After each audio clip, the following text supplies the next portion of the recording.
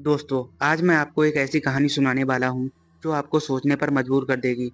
सोचिए, अगर आपके सामने अचानक एक अजनबी आ जाए, जिसके कपड़े 1950s के हों, जिसके पास एक पुराना कैमरा हो और वो कह रहा हो, मैं अभी-अभी 1958 से आया हूँ।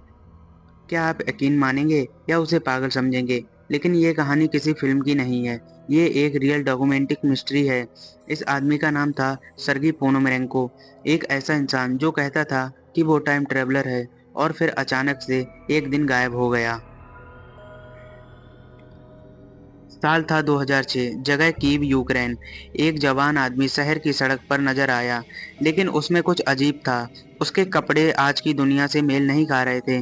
1950s के स्टाइल का पुराना सूट, पुराने जूते और हाथ में एक पुराना याशिकी कैमरा। लोगों को लगा शायद ये कोई एक्टर है या कोई पुराना आदमी जो रेट्रो स्टाइल पसंद करता है। लेकिन जब पुलिस ने उसे रोका, तो बहुत कंफ्यूज और घबराया हुआ था। उसने कहा, मेरा नाम सर्गी पोनोमेरेंको है और मैं 1958 से आया हूँ। सोचिए, अगर आपके सामने ये कोई कहे तो आप क्या सोचेंगे कि ये कोई जोक है या सच? पुलिस को सबसे अजीब उसका कैमरा लगा।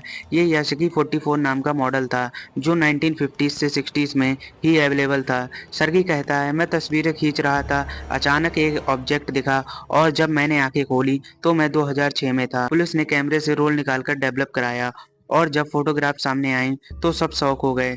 तस्वीरों में कीव शहर के नज़ारे थे, लेकिन आज के नहीं, 1950s की सड़कों की झलक थी, पुरानी बिल्डिंग्स थी, उस जमाने की कार, सर्गी और उसकी गर्लफ्रेंड की भी तस्वीरें थी। लेकिन सबसे डरावनी बात थी, कुछ फोटोज में ऐसे प्लेसेस थे जो उस समय मौजूद थे, 2006 तक गायब हो चुके थे। मतलब ये फेक होना ऑलमोस्ट इम्पॉसिबल था। पुलिस ने सोचा शायद ये आदमी मेंटली अनस्टेबल है, तो उसे हॉस्पिटल में एडमिट कर दिया।